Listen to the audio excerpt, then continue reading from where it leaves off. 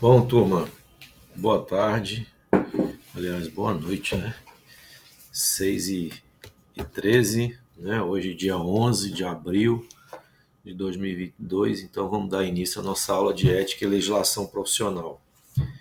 Bom, hoje a gente vai falar sobre um assunto relevante, né? Que é a legislação trabalhista, né? Mais pertinente aí à nossa atividade de escritório de arquitetura, né, prestação de serviço de arquitetura.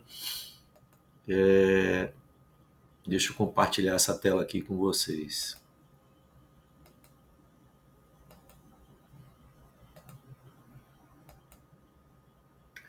Em aulas anteriores, eu comentava, né, que a nossa legislação trabalhista, né, sobretudo aquela relativa, né, ao empregado ou o prestador de serviço privado, ela está contida lá na CLT, né?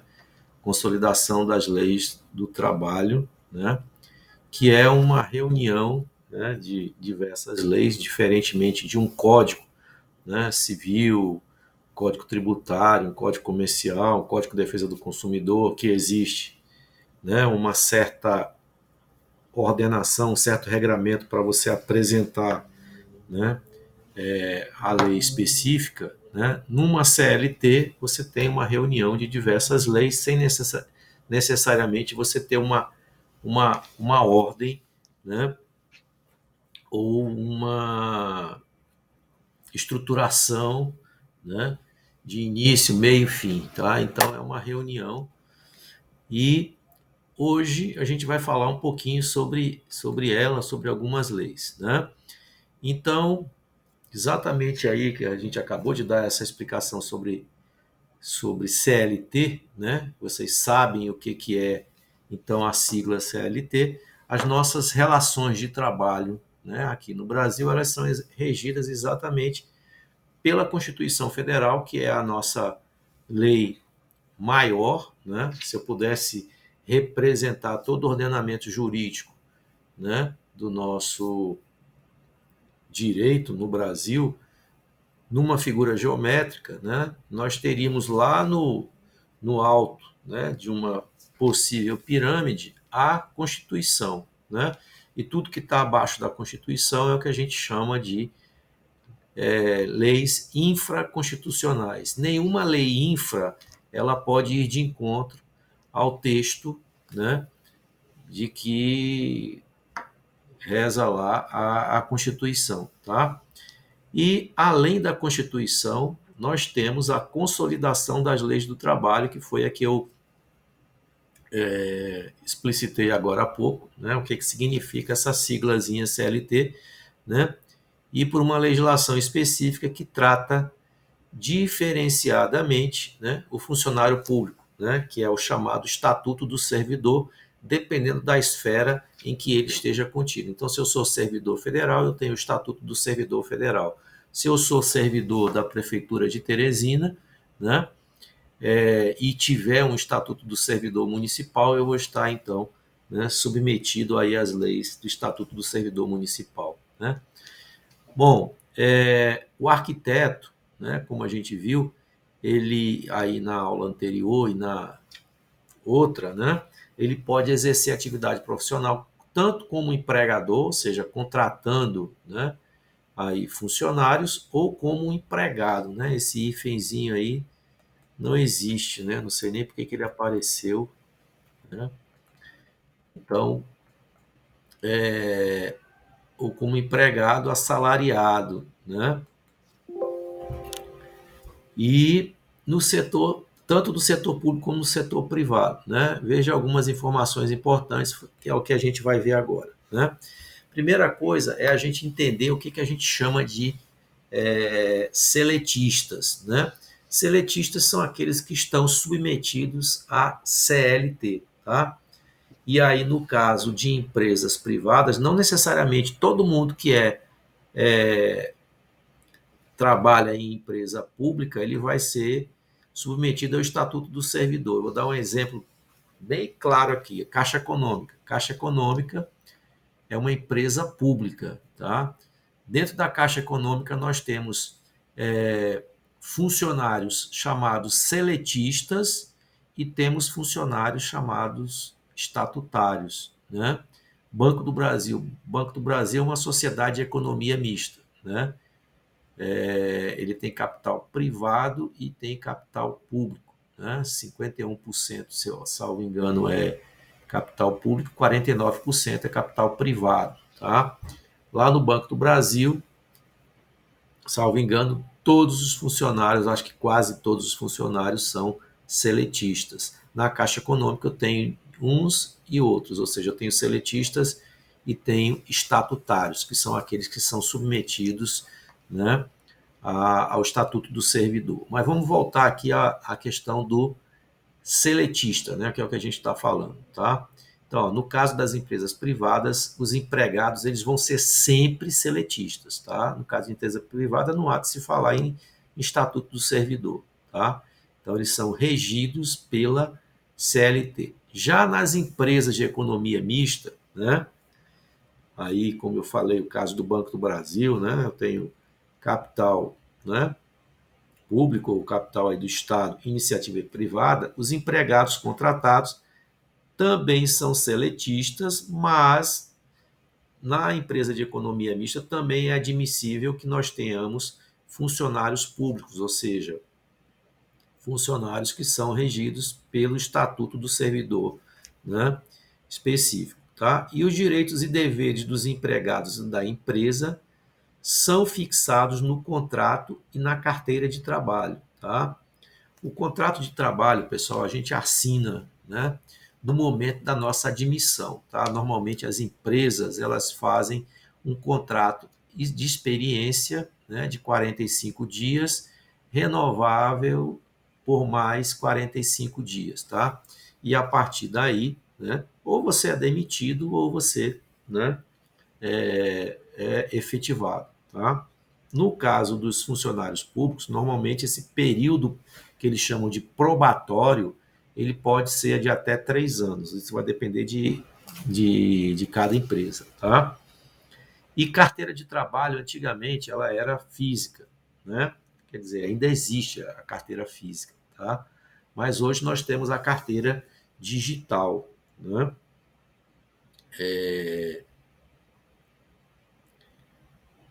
Nós temos a carteira digital. Deixa eu ver como é que eles chamam aqui. É, carteira de trabalho digital mesmo, né?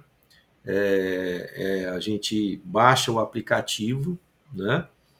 E ao invés do seu empregador fazer toda aquela escrituração manual, ele faz via site, né? E você consegue acessar as suas informações por aqui, né? A questão das anotações, férias, último salário recebido, né? Alterações de valor de salário, né? Os diversos vínculos, você consegue acompanhar toda a sua vida, né, como trabalhador pela carteira de trabalho digital. Eu consigo acessar todos os meus vínculos trabalhistas desde a época que eu comecei. Né? E também no acordo ou convenção coletiva. Né? Isso aqui eu vou falar já já, existe uma diferençazinha entre acordo ou convenção coletiva, né?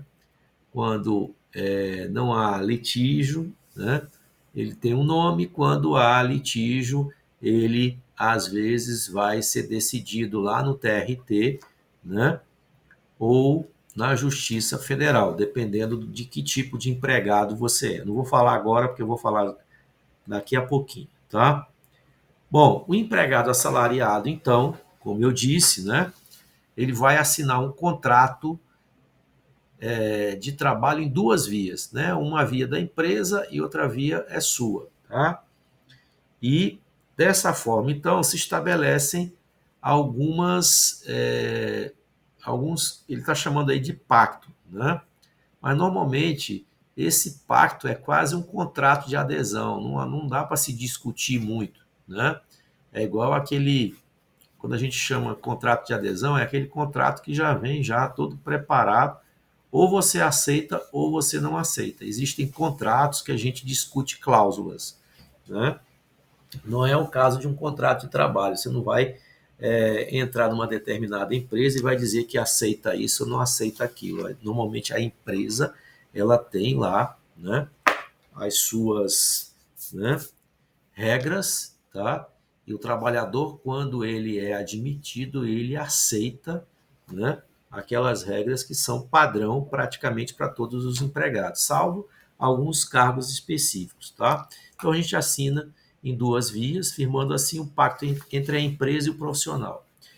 E outra coisa que está sendo colocada aqui, né, como relevante, é que na carteira de trabalho seja anotada a titulação de arquiteto. Por que que isso é importante que esteja lá na carteira a titulação de arquiteto?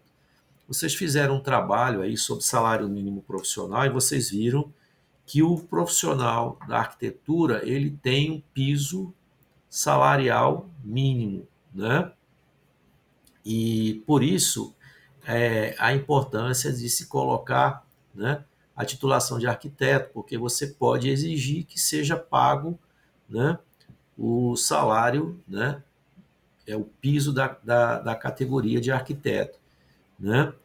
Aí ele coloca aí, objetivando assim garantir direitos do profissional. Existem, né, algumas empresas que, para driblar essa questão do salário mínimo profissional, ele inventa um outro cargo, né? O cara faz todas as atribuições de um arquiteto, ele projeta, ele visita, ele faz levantamento, ele recebe cliente, né? Ele é submetido hierarquicamente a um chefe, cumpre trabalho, mas na hora do cara assinar a carteira, ele coloca lá projetista, né? Ou Às assessor. vezes, Hã? às vezes coloca até como desenhista, só desenhista, e Pois é, mas um e arquiteto paga. aceitar, né, assinar a carteira dele como desenhista é porque o cara tá muito desesperado, né? Mas tal hora também, professor, isso aí é feito para quem é recém-formado. Ah, Porque a minha amiga, ela foi para São Paulo agora, e ela disse que tinha muitos serviçozinhos desse jeito. Muitos lugares que estavam precisando de arquiteto, queriam contratar arquiteto, mas a carteira estava escrito desenhista. E isso em São Paulo, não é nem Teresina, é São Paulo. aham. Isso aí é o que no direito trabalhista se chama de pejotização, tá? São artifícios, né, que você coloca e para tentar driblar, mas é muito fácil, né? Depois, num possível ajuizamento de uma ação, você ir atrás dos seus direitos, junta lá os trabalhos que você desenvolveu, né? É muito importante, às vezes, a figura das testemunhas. Claro que uma pessoa que está trabalhando na empresa, né, ela não vai testemunhar a seu favor em prejuízo da empresa. Isso normalmente ocorre com duas pessoas que saíram, né? E aí o cara abre a boca, porque é certo, né? Que se você for testemunhar contra a sua empresa, você vai ser demitido, né? Mas é muito fácil comprovar, tá? Mas que é um absurdo, né? Porque o salário, né, do desenhista, o desenhista ele não tem piso, tá? Se ele fosse um técnico em edificações, o piso do técnico em edificações ou eletrotécnico é de um salário mínimo e meio. O desenhista não tem, tá? O que a gente utiliza em empresas de construção civil, que é o nosso caso, é o piso do pedreiro, né? Que é mais ou menos isso. Acho que é um salário, perto de um salário mínimo e meio. Então, se você vai contratar uma secretária, né, num escritório de arquitetura, o piso mínimo é o piso do pedreiro. Tá? Vamos lá, próximo slide. Bom, aí a gente falou então sobre o seletista, né? Vamos falar agora sobre o funcionário público, né? O funcionário público, né, eles são regidos pela legislação federal própria, né? Eu estou falando aqui de funcionário público federal, né? E se enquadram no Estatuto de Servidor do seu nível de governo, tá? Bom, quando eu coloco aí seu nível de governo, então isso aí vale para servidor público estadual, federal e municipal, tá? A lei hoje, ela enquadra os servidores no chamado regime jurídico único, tá?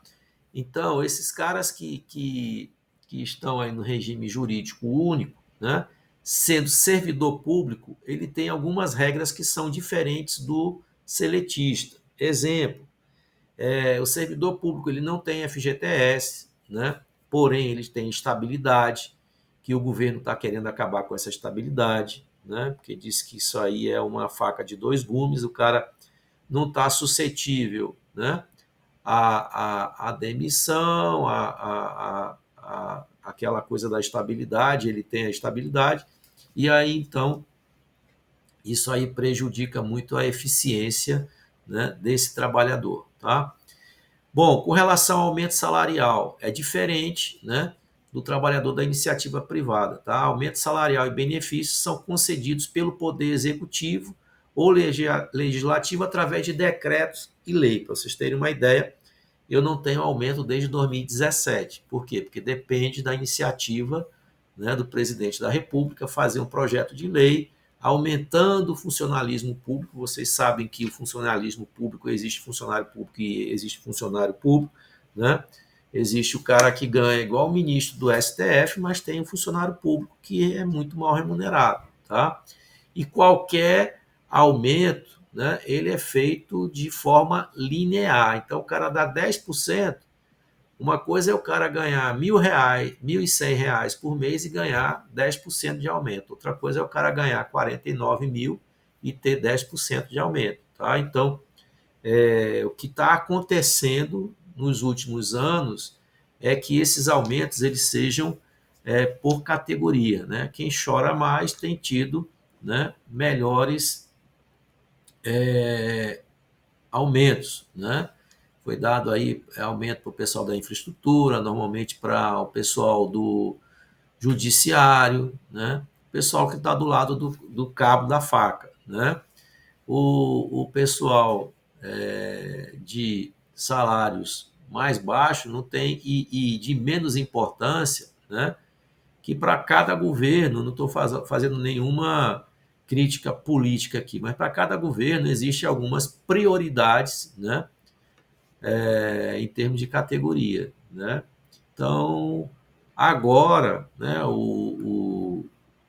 os professores do ensino infantil e ensino médio tiveram um aumento substancial, eles tiveram um aumento aí de 30, não lembro se foi 33 ou 38%, né? Mas não para o nível superior. Eu lembro que na época do governo Dilma, né, o pessoal da infraestrutura teve um aumento também. Eles ganhavam de forma mediana e tiveram um aumento. Né? Aí em outro governo eles privilegiam a área fiscal, o pessoal de CGU, de Receita, né? Então, cada caso é um caso, tá? Então, para ter aumento, precisa ter, né, uma lei com essa finalidade para conceder o reajuste, tá? Ele vai ser através de decreto, né, ou, ou de lei, tá? Já houve aumento até de medida provisória, através de medida provisória. Qual é o problema da lei criada por medida provisória? Que ela tem uma validade somente de 3 meses e fica na dependência do Congresso aprovar ou não. Tá? A iniciativa da medida provisória normalmente não, do Poder Executivo, ou seja, do Presidente da República, ela entra em vigor imediatamente, mas tem somente 3 meses, né, de validade. E após isso, se ela não for votada, ela perde a sua eficácia. Tá? Bom, os funcionários públicos, eles promovem, né, negociações coletivas, né, ou seja, negociando, né, o direito de todo mundo, e eles assinam acordos. Quando eles concordam, né, é assinado, então, o acordo coletivo. Tá? E os funcionários públicos eles têm os mesmos direitos, mais ou menos, né, dos demais trabalhadores, mas o pagamento do salário mínimo profissional só pode ser exigido se houver legislação estadual ou municipal que complemente a lei federal. Né? Acredito que vocês tenham visto isso quando vocês foram pesquisar lá aquele trabalho que vocês fizeram sobre salário mínimo profissional, né? Que eles têm uma prerrogativa lá, de acordo com uma ADCT, né? Tem lá um fundamento jurídico, né? Que desobriga, né? O governo federal, estadual ou municipal do pagamento do salário mínimo profissional por conta dessa decisão. Porém, mesmo não tendo, né, essa obrigatoriedade legal, vários, né, municípios e estados eles pagam, né, o salário mínimo profissional. Tá? Bom, vamos fazer agora um comparativo, né, do assalariado, né, versus o prestador de serviço. Ou seja, o assalariado é aquele que, né, é formalizado, ele recebe um salário, e o prestador de serviço é aquele que vai prestar um serviço, né, de forma mais esporádica. Tá? Então, se o arquiteto ele presta serviço para escritório ou para outros profissionais, né, cumprindo horários pré-estabelecidos, isso aqui é muito importante, pessoal, quando vocês estiverem em escritório, né, que vocês forem contratar serviço, tá? Cuidado com essa caracterização, né, de cumprimento de horário, de subordinação hierárquica, porque isso aí são prerrogativas de confirmar um vínculo. E se confirmando um vínculo profissional, você tem que pagar todas aquelas obrigações advindas do vínculo profissional. Né? O cara tem que ter encargo social, ele tem direito a férias, 13º, né? Aquelas folgas em virtude de nascimento de filho, licença gestante, diferente do cara, né, que presta serviço para você no teu escritório de forma eventual, ele não necessariamente precisa desenvolver esse trabalho dentro do teu escritório, ele pode fazer isso em home office na casa dele, tá?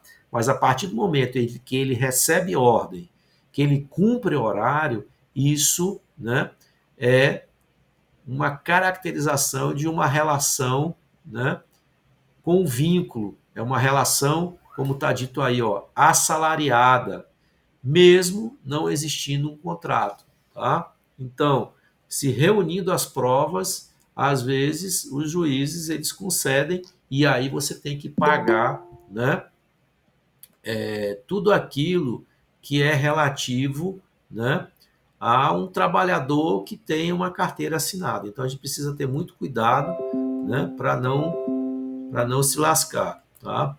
Eu conheço um caso de um arquiteto, eu não vou falar o nome por razões óbvias, né?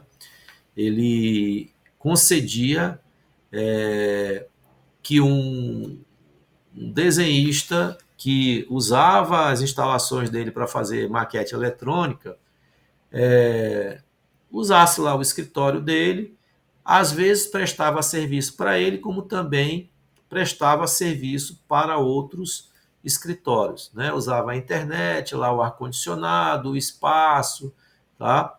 E aí esse cara, um belo dia, disse que ia sair de Teresina, ia para ir para o Maranhão, para São Luís, né? E que ele queria fazer aí a rescisão do contrato de trabalho. Aí o cara foi surpreendido, tomou um susto, né?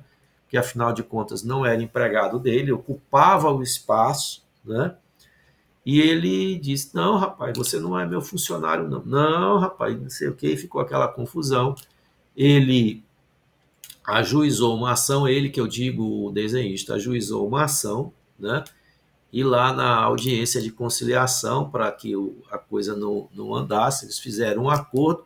Ele não tinha dinheiro, porque era um valor, né, relativamente alto pelo tempo que eles trabalhavam juntos. Foi feito lá um pedido pelo advogado do desenhista e ele não tinha outra coisa. Ele pegou o carro dele, que era um carro popular, um Fiesta na época, e entregou a chave para o cara, né, e ficou por isso mesmo. Então, pessoal, dívida trabalhista é uma verdadeira bola de neve. Então, a gente precisa ter muito cuidado, né, de contratar pessoas, né, sem nenhum vínculo, né, porque quando a coisa começa, às vezes o cara, você vai ajudar, é tudo uma maravilha, mas na hora de sair é briga, tá? E aí o cara não quer saber de nada, ele quer saber, né, do dele, e não vai ter pena de você, tá? É, e você achar que você não tem condição, ele, né? Cada pessoa é uma pessoa, né? E em litígio, né, isso fica muito mais aguçado, tá?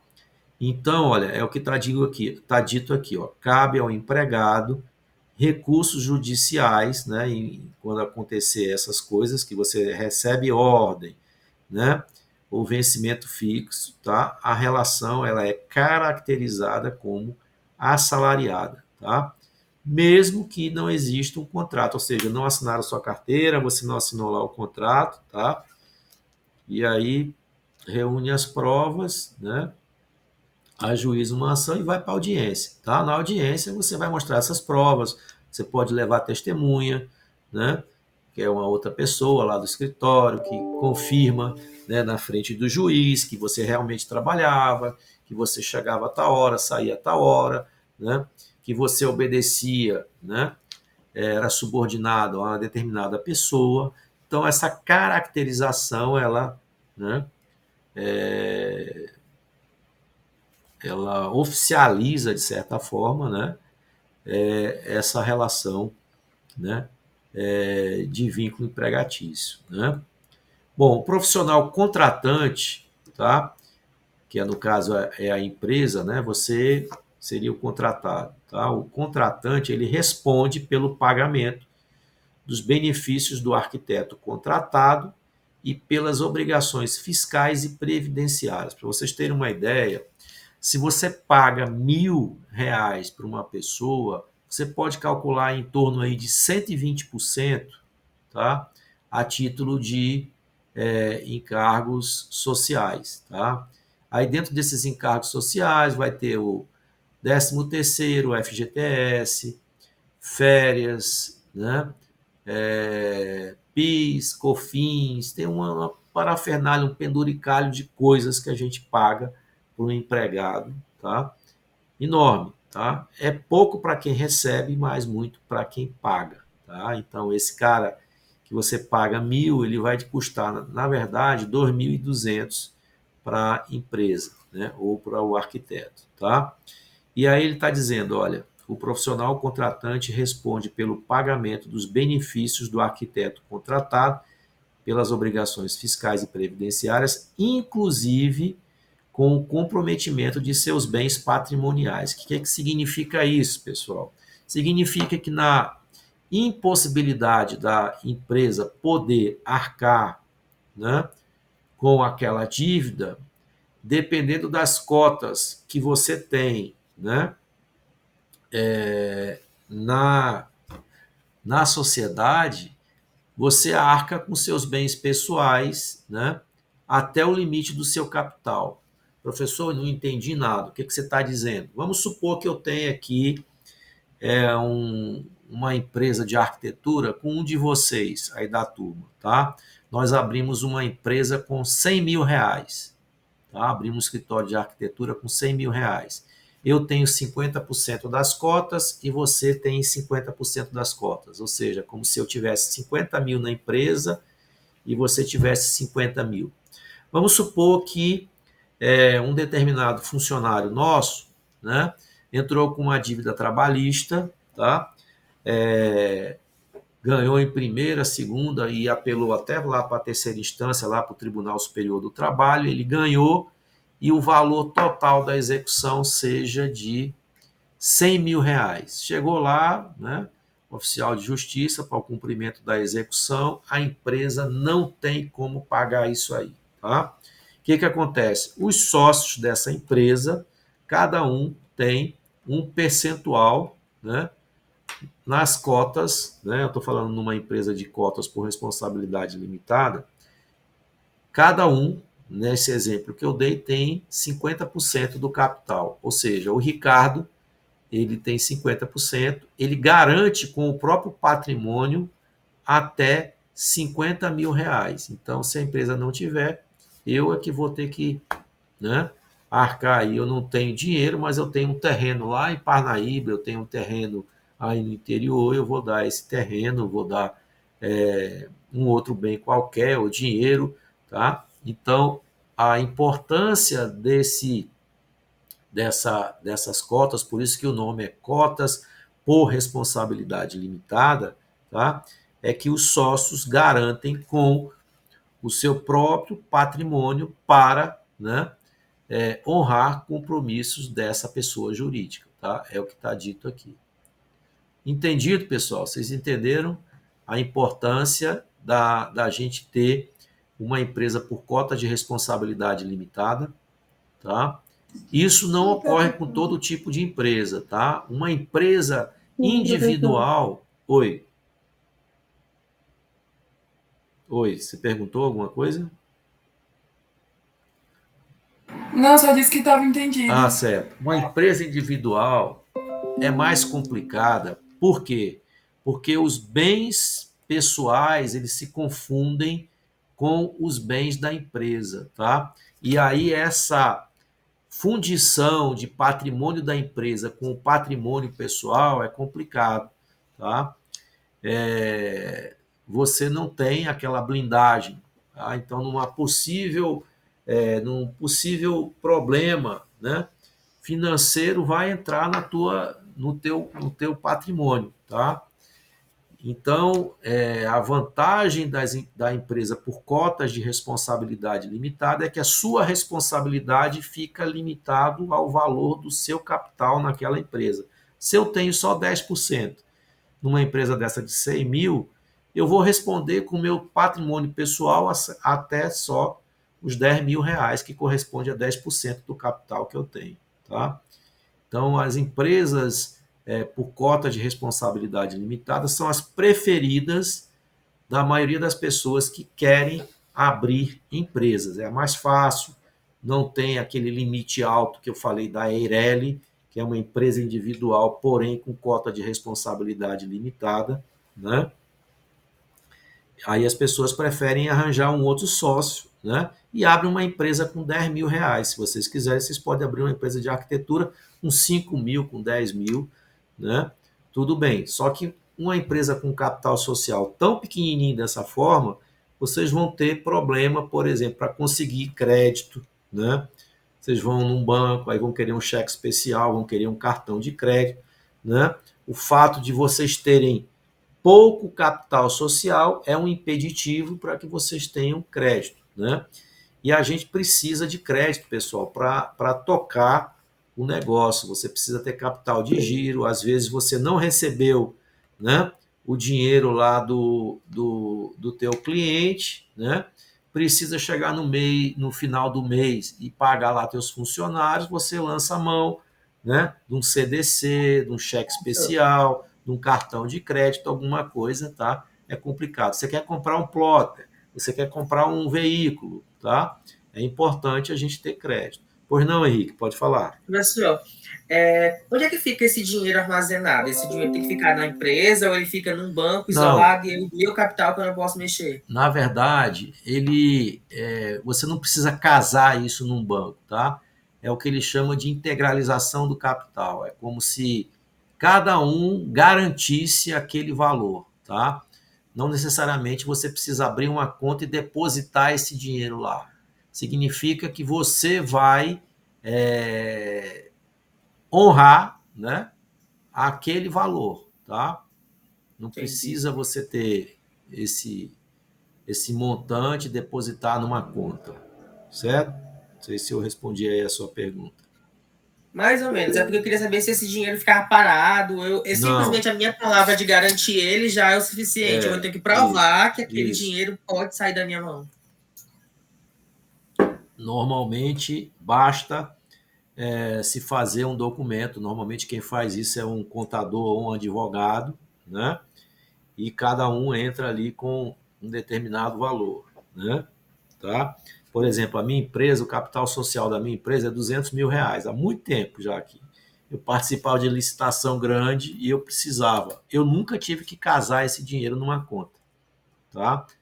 Porém, se a minha empresa quebrar, né, eu tiver uma dívida aí de R$ 200.000, eu vou ter que me virar para arranjar esses 200 mil. Por quê? Porque quando fazem análise de crédito, quando uma determinado contratante, né, faz a minha análise de capacidade técnica, ele vai verificar que a empresa possui aquele suporte, tá? Até então, eu nunca tive que comprovar que eu tinha numa conta R$ 200.000 casados ali, né? Por conta desse capital social, certo? Mas você vai ter que comprovar, né? Por exemplo, o problema é um cara que não tem renda nenhuma, não tem bem nenhum, como é que ele vai dizer que ele abriu uma empresa? Esse dinheiro saiu da onde, né? Você tem que ter um mínimo de lastro, né, em termos de bens para justificar como é que você abriu, porque isso aí é declarável, isso aí entra como bem na sua declaração de imposto de renda, tá? E aí como é que você num ano, né, tem zero patrimônio, né, e no ano seguinte você aparece com uma empresa de R$ 200.000 e não declarou nenhuma renda, né, de um ano para o outro que justificasse você ter aquele bem de R$ 200.000. Está entendendo, Henrique? Tem que ser uma coisa que seja, como é que eu diria? Auditável? Não auditável, que ela seja factível, né? Então, se, por exemplo, durante um determinado ano, né, ao longo do ano, eu faturei R$ 100.000, por exemplo, né, de janeiro a dezembro, no ano seguinte, eu vou declarar que eu abri uma empresa com capital social, por exemplo, de 50 mil. Ah, esse cara ganhou 100 mil, dá para ele, né, adquirir um bem, que no caso é aquela empresa, por 50 mil. O que não pode é o cara do zero, não tem dinheiro nenhum. Aí como é que ele abre uma empresa se ele não obteve renda? Entendeu? E, por exemplo, se eu ganhasse uma loteria na vida, assim. Aí sim, você vai ter que declarar, né? Quando você ganha um prêmio de loteria, quando você ganha uma herança, quando você tem uma rescisão de contrato de trabalho, aquilo ali entra. Uns prêmios desse, eles não são tributados, outros sim. Prêmio de loteria é tributado, tá? Rescisão de trabalho, quando você recebe, você lá no termo de rescisão, ele já faz a dedução da Previdência, né? Então você não vai pagar mais imposto, né, em cima daquilo. Então, algumas rendas elas são tributadas, né? Por exemplo, o trabalho assalariado, né? Vamos supor que você tem aí um emprego numa construtora como arquiteto, tá? E é com carteira assinada e tudo. Aquela empresa para te pagar todo mês, ela, né, faz as deduções, né, de imposto de renda, de previdência, e aí você, quando for no ano seguinte, você vai fazer a sua declaração do imposto de renda, né? Se você tiver deduzido, recolhido, né, toda a tributação, você não vai pagar nada a mais, tá? E pode ser que ao longo do ano você tenha outras despesas com saúde, com educação para você próprio, ou para um filho seu, ou para um dependente seu, e aí aquele valor que você pagou na fonte, ou seja, quando seu empregador for lhe pagar, tenha sido excessivo em função das suas deduções. Você pode receber a devolução. Você já deve ter visto aí na imprensa, né? A Receita Federal liberou a devolução do primeiro lote de declarações. Quem entrega a declaração primeiro recebe a restituição, né, primeiro. Tá? Isso aí são pessoas que às vezes têm uma única fonte de renda, né? Aí é feita a dedução, né? Ali, porque o fato dele é assalariado, e aí ele apresenta lá um monte de despesa e aquilo que ele pagou a mais ele recebe de volta. Tá? E tem gente que é o contrário. Né? Tinha uma época que eu tinha 4 vínculos. Né? Eu dava aula na UFP e mais em 3 privadas. Quando eu tinha os rendimentos de forma isolada, eu pagava X. Quando eu juntava os 4, era faltando. Aí eu tinha que quase comprar um carro todo ano, né, para pagar além, né, do que devia. E passava não sei quantos meses pagando ainda diferença para o imposto de renda. Vocês vão ter que aprender a lidar com isso, tá? Porque pode ser interessante, por exemplo, se acontecer essa situação que eu acabei de narrar, que você, para não ficar uma bola de neve, né, um valor muito alto para você pagar quando você for fazer a declaração de renda, é você, mês a mês, fazer o carnê-leão. Inclusive, eu falei isso em aulas anteriores. O que é o carnê-leão? É um carnezinho que você paga de forma avulsa, mesmo você não sendo assalariado, para não juntar um valor muito grande quando você for fazer a declaração do imposto de renda. Tá? Se vocês acharem complicado, tem uma série de contadores que prestam esse tipo de serviço. Né?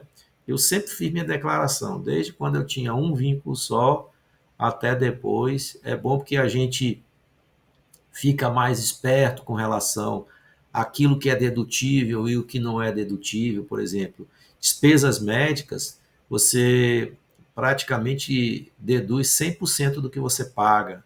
Psicólogo, fisioterapeuta, dentistas, né? Tratamento de saúde, mas não eletivo, né? Cirurgia plástica, essas coisas não. Tá? Agora, se for uma cirurgia plástica reparadora, você deduz 100%. Despesa com escola, né? Aí tem um valor por pessoa, que eu acho um absurdo, né? Parece que nesse ano passado foi R$ 3.200 por pessoa. Se você dividir por 12 meses, não dá R$ 300 de mensalidade por mês. Qual é a escola em Teresina privada que tem um valor de mensalidade de R$ 300? Praticamente nenhuma. Né?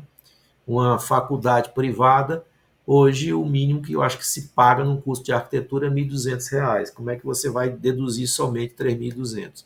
Então, tem algumas despesas que elas são, vamos dizer assim, 100% dedutíveis e outras não. Né?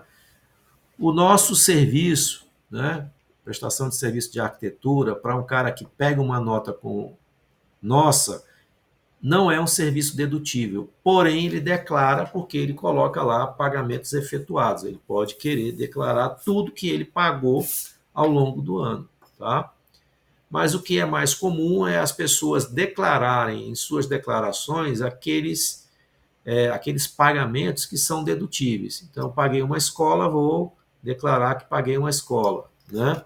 Comprei um carro, né? Aquele carro é um bem, aí eu tenho que justificar que eu paguei um carnê, né? ou um financiamento de veículo durante, né, 12 meses, aí eu declaro. Mas normalmente serviço de arquitetura é uma coisa que o cara não tem nenhum tipo de dedução, então eles costumam não declarar. Né? Mas é importante, vocês têm que ter cuidado com os recibos que vocês emitem, porque pode acontecer do seu cliente declarar e você não. E quando isso acontece, tudo hoje é cruzado. Então, se um cliente seu ele declara que pagou R$ 10.000 para você, ele coloca lá o teu CPF, tá? E aí você não declara. O que vai acontecer? O sistema da Receita ele vai rodar e os dois vão cair na malha fina, tá? Quem é que está sonegando ou inventando despesa? É o seu contratante que inventou aquela despesa ou você que deixou de apresentar? Então, quando vocês ouvirem o termo caiu na malha fina, são essas inconsistências, né? Um declara que pagou, o outro não declara que recebeu, tá? Então, ou então declara maior, pode acontecer também, né? Você pagou, por exemplo, 10 mil de um tratamento dentário, colocou lá 100 mil, tá? Aí, quando há uma inconsistência desse tipo, também cai na malha fina, tá? Precisa ter muito cuidado. Bom, estávamos falando sobre obrigações fiscais e previdenciárias. Esse papo todinho foi para falar exatamente de imposto, né? Bom, e agora então, né? Chegou a hora de falar sobre a tal convenção coletiva, né? Acordo ou convenção coletiva de trabalho, eles são firmados anualmente pelo sindicato representativo dos trabalhadores com o empregador, tá? Então, existe, né, o sindicato aí dos motoristas de ônibus, vocês estão acompanhando aí a greve de ônibus, né? E essas negociações, antes da data base, elas começam a acontecer, né? Normalmente o sindicato patronal, né, ou seja, o sindicato dos patrões com o sindicato dos trabalhadores. Eles tentam encontrar, primeiro, né, um percentual, né, que seja agradável para ambos, né? Então, o empregador normalmente ele faz a proposta dele, ó, nós vamos conceder 10% de aumento para repor a inflação e um aumento real, né, para os motoristas de ônibus. Aí o sindicato dos trabalhadores, ou seja, dos motoristas, não, nós não queremos 10, não, nós queremos 15, né? E aí fica aquela queda de braço, né? E quando não há acordo, né, entre as partes, isso aí é decidido lá no Tribunal Regional do Trabalho, né? No caso de empregados privados, ou na Justiça Federal, no caso de algumas categorias, por exemplo, Caixa Econômica, né? Que é uma empresa pública. As decisões não são no Tribunal Regional do Trabalho, e sim na Justiça Federal. Tá? Então, dependendo do tipo de empresa, o juiz que vai decidir, ele está numa instância diferente. Tá? Mas, normalmente, tudo começa pelo sindicato majoritário do setor ou por sindicatos de categorias diferenciadas isoladamente ou em grupo. Tá? Bom, uma convenção coletiva ela é firmada quando o acordo é feito, né, entre sindicato patronal e sindicato da categoria. Então, sindicato patronal é o sindicato dos patrões, tá? Existe, por exemplo, no caso da educação, o sindicato dos donos de faculdade, né? Ou dos donos de colégio de ensino médio, tá? E sindicato da categoria, dependendo da categoria que a gente está falando, tem o sindicato de professores, tem o sindicato de motorista de ônibus, tem o sindicato dos policiais civis e por aí vai, tá? Um dissídio coletivo acontece, aí é que é a diferença, tá? O dissídio coletivo acontece quando o acordo é determinado pelo Tribunal Regional do Trabalho, tá? Quando que acontece isso? Quando não há consenso entre as partes. Então, ficou lá um querendo um percentual, outro, né? Um queria redução da jornada de trabalho, queria que o ticket de alimentação aumentasse. Não houve acordo, manda-se as planilhas, né?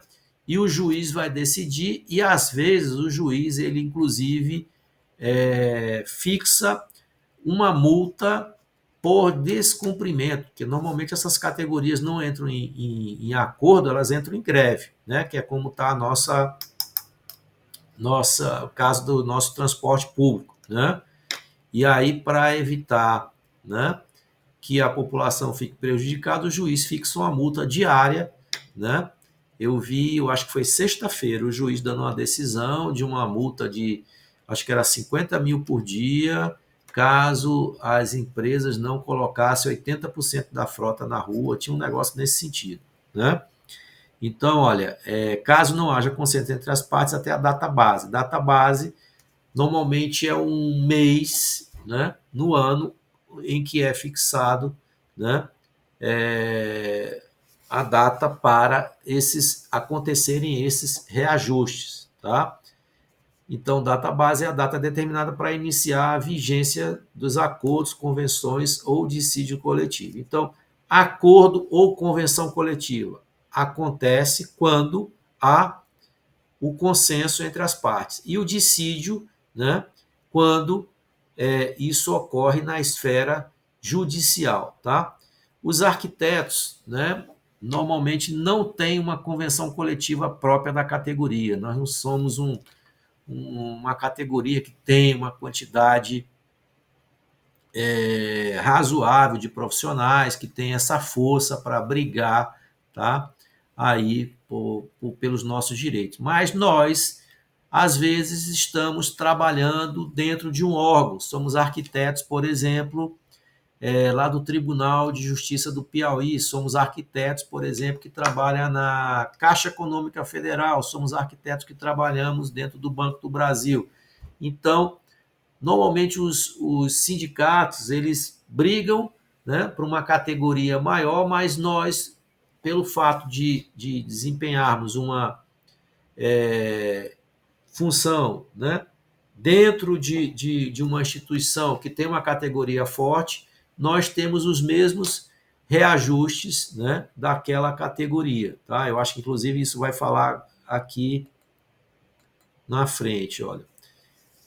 Geralmente, os sindicatos iniciam, aqui ele está falando um pouquinho, né, um pouco mais à frente, ele vai comentar sobre isso. Deixa eu ver se é aqui. Não, mas é dessa forma, né? Então, esse exemplo que eu dei, eu lembro, inclusive, que eu prestei serviço muito tempo para o pessoal da Caixa Econômica. Normalmente, a Caixa Econômica, Banco do Brasil, bancário, a data base dele é setembro, né? E quando chegava nessa época, sempre eu recebia meus honorários atrasados, porque o pessoal entrava em greve e não tinha um técnico para atestar o recebimento dos nossos serviços lá no órgão, né? E aí eu lembro que, às vezes, eles recebiam o aumento, às vezes eles recebiam um valor fixo no salário, um salário a mais, algo nesse sentido. E o pessoal que era arquiteto e engenheiro, né, por exemplo, se eles concedessem 6% para a categoria de bancário, os arquitetos recebiam 6% lá no salário dele de arquiteto ou de engenheiro. Tá? Então era dessa forma. Bom, negociação coletiva, né?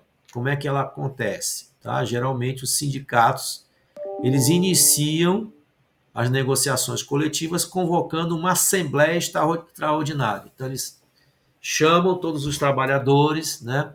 Ouvem lá quais são as reivindicações. Olha, nós queremos reduzir a nossa jornada de trabalho, nosso ticket de alimentação está muito baixo, as condições de determinada categoria estão insalubres, e ali é colocada uma pauta de reivindicações, que está aqui, ó, define a pauta de reivindicações dos empregados, né? E ao participar dessas reuniões do seu sindicato, o arquiteto assalariado pode influir nas negociações coletivas que envolvem os seus vencimentos e benefícios. Então é o momento de você, né, dar lá a sua participação, aquilo ali vira, né, uma carta de intenções, ou melhor, uma pauta de reivindicação, né? Eles normalmente fazem uma planilha, tá? E apresentam lá, né, numa etapa que vai se reunir o sindicato do trabalhador com o sindicato dos patrões, né? Não há consenso, aquilo ali é encaminhado, então, para o juiz lá do TRT, né? E ele é que vai decidir lá, através da análise das planilhas, quem está com a razão e coloca lá uma data para entrar em vigor, tá? Bom, agora eu vou falar sobre os direitos do trabalhador, né? do ponto de vista individual e do ponto de vista coletivo, tá? Quais são os direitos do trabalhador de forma individual, né? Então, são direitos do trabalhador previsto na Constituição, na legislação federal. 13º salário, tá? Normalmente no 13º salário, pessoal, não entram vantagens, como é que se diz? Variáveis, tá? Então, por exemplo, se eu sou professor, aí eu faço orientação por hora, né? Então, um mês eu oriento 10 horas, o outro mês eu oriento 20. Normalmente eles fazem esse cálculo do 13º em cima do vencimento que eles chamam base, né? Algumas vantagens que são incorporadas e através dessa média, então, você recebe a primeira parcela do 13º no dia 30 de novembro de cada ano, né? E a segunda parcela no dia 20 de dezembro, tá? 13º, né? Sem prejuízo de você receber o seu salário normal. Quem é funcionário público federal, normalmente, o que pode acontecer? Alguns órgãos pagam a primeira parcela no mês de aniversário do trabalhador ou no dia 30 de junho de cada ano, tá? Na UFP, por exemplo, não acontece esse crédito da primeira parcela no mês do meu aniversário, que é março, né? Ele ocorre sempre no dia 30 de junho, tá? Então, isso é de órgão para órgão, tá? Então, outro direito individual né, é a aposentadoria, tá? Essa aposentadoria ela mudou recentemente.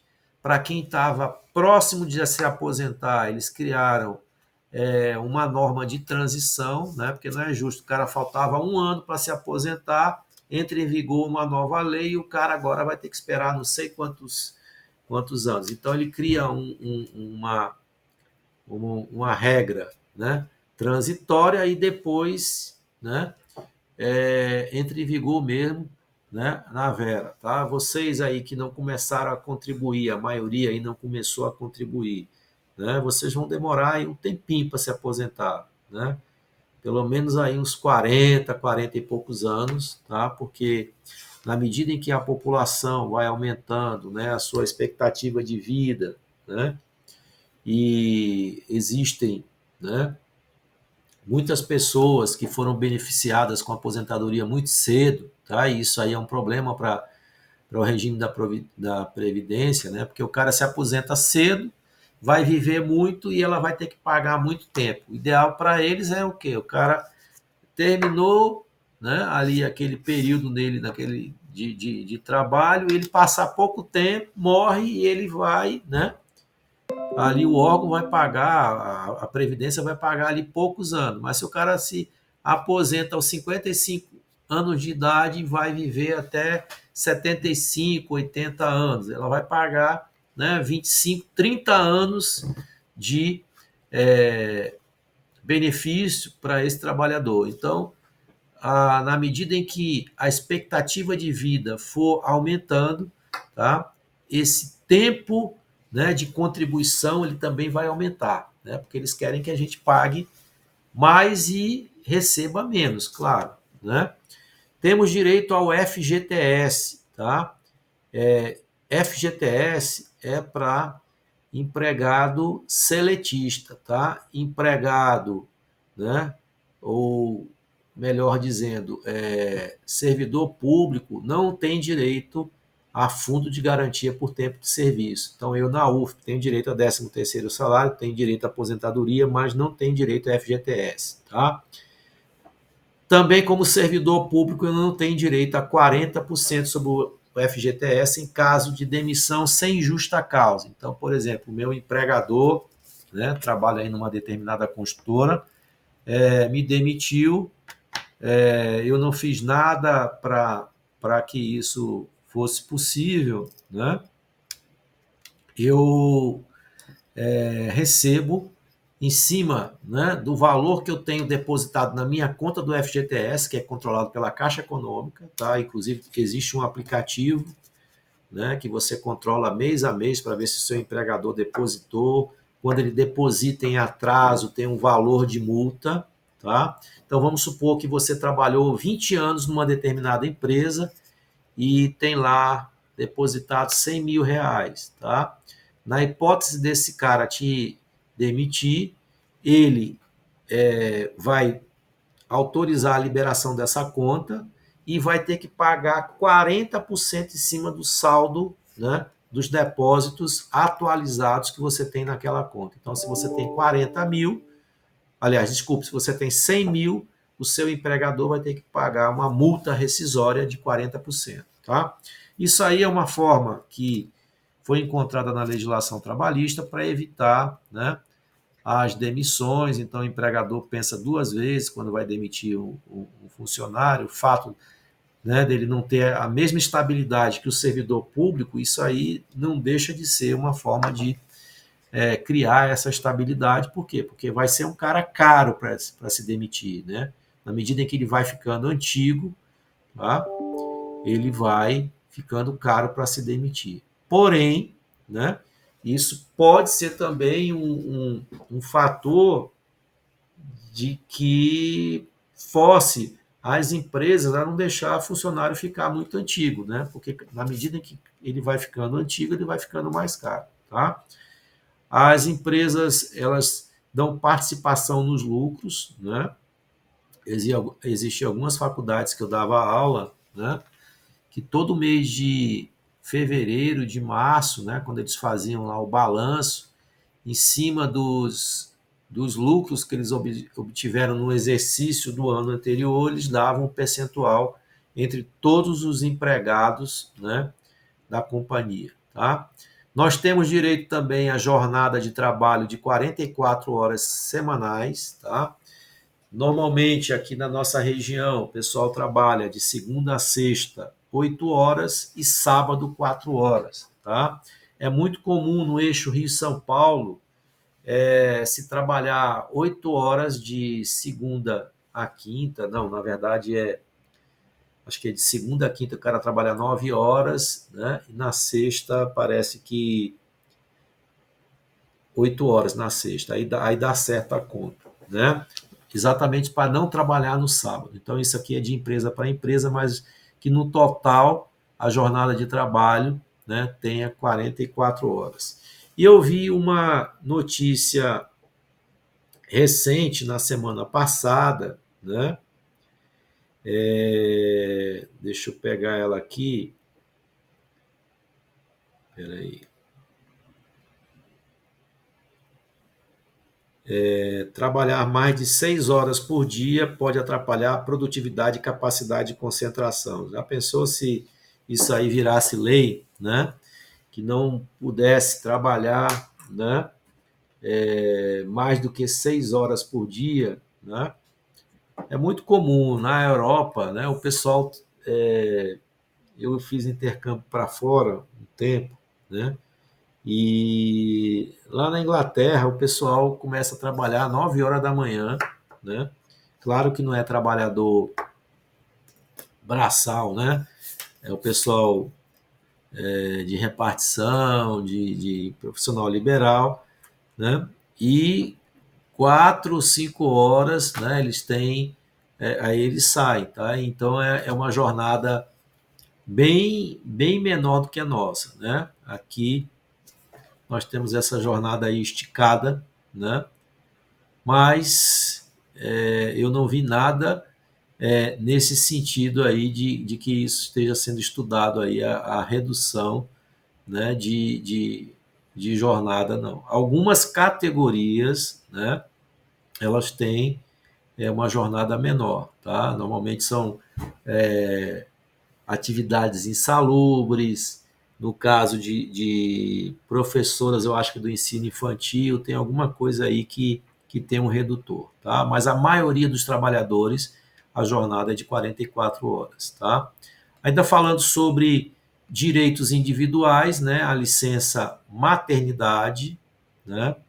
Férias de 30 dias ao ano, 30% sobre o salário nas férias, que é o que a gente chama de terço de férias, tá? Então, se você ganha 10 mil, no mês que você vai tirar férias, o seu empregador ele deposita 30% a mais 2 dias antes do gozo das férias, tá? Então, se você vai entrar de férias em maio, né?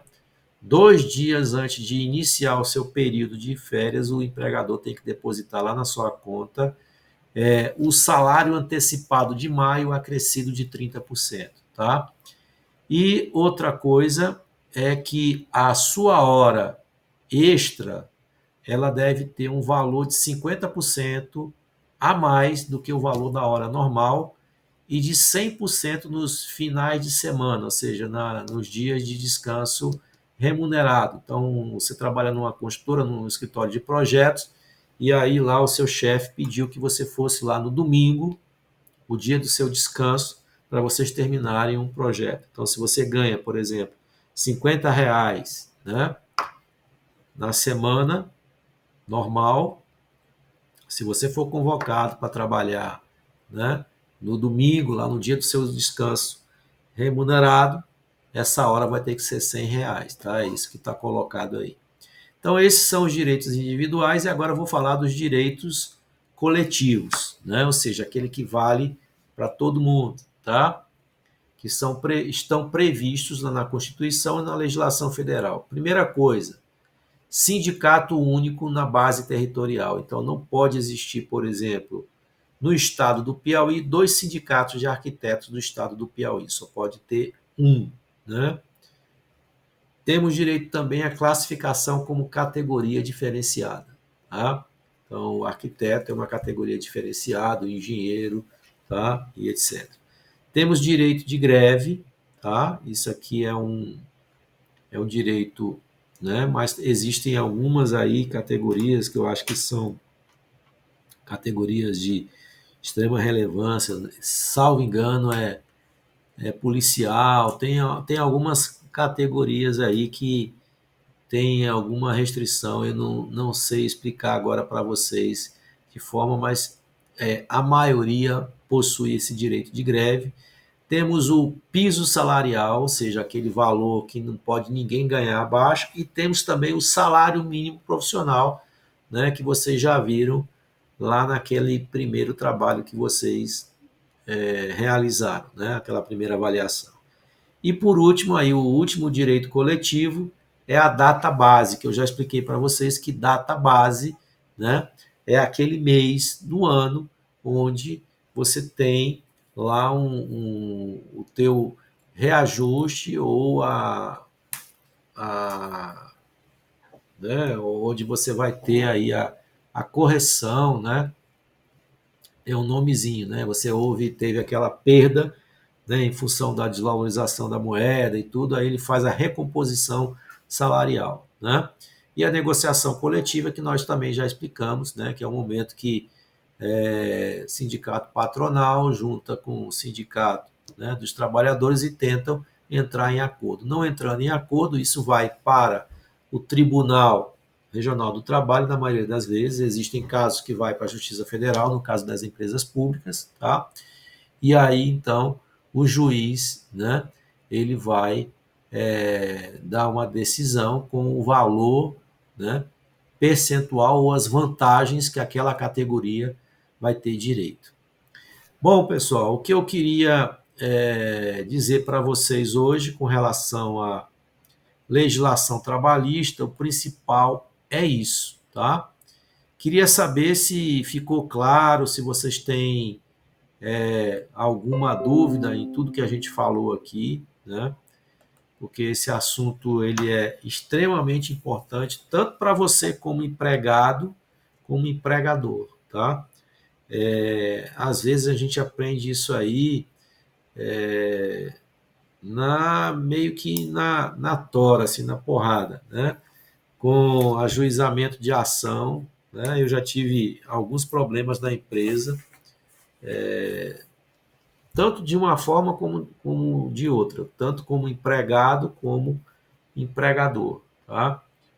E tivemos uma alteração na legislação trabalhista, né, em 2017. Eu já citei aí para vocês aí em aulas anteriores, né, que mudou muita coisa, inclusive essas mudanças que a gente teve na legislação trabalhista em 2017 está sendo objeto aí de campanha política de alguns candidatos, né, em querer anular o que foi feito, né, e voltar à situação anterior. Não cabe aqui discutir essa questão política, tá?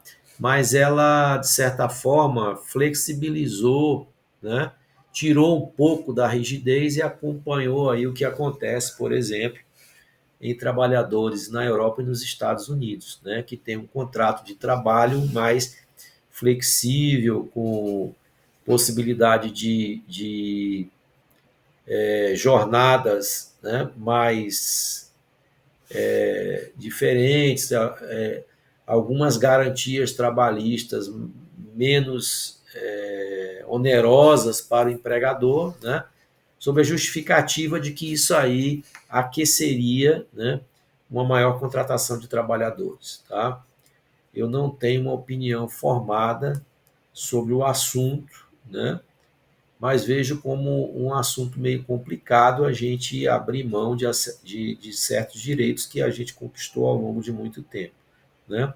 Mas, analisando sob a ótica, né, de que eu também sou empregador, né, a carga tributária ela é enorme, né, e a gente pensa duas vezes quando a gente vai contratar um empregado, porque a gente sabe que a coisa é extremamente pesada, extremamente pesada. E exatamente por ela ser extremamente pesada é que a gente tem tanta informalidade e né, tanto drible, né, na legislação trabalhista, como foi citado aí, né, no início da nossa aula.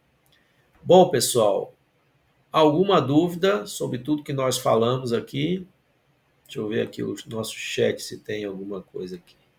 Não, só tem boa noite mesmo. Não, professor, sem dúvidas.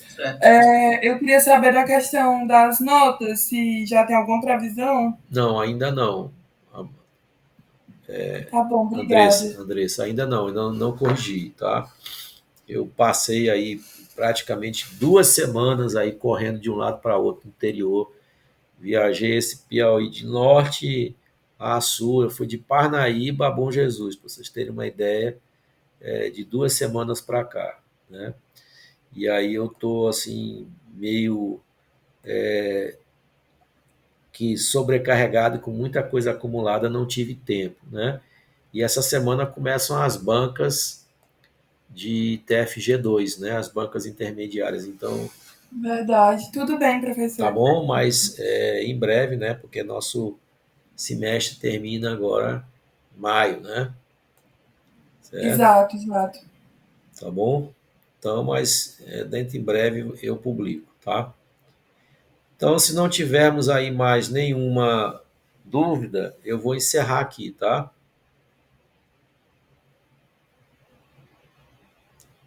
Tudo certo, professor. Então tá, até logo. Boa noite, bom Boa resto de noite. semana. Para vocês também. Boa noite, gente. Tchau. Boa noite, professor.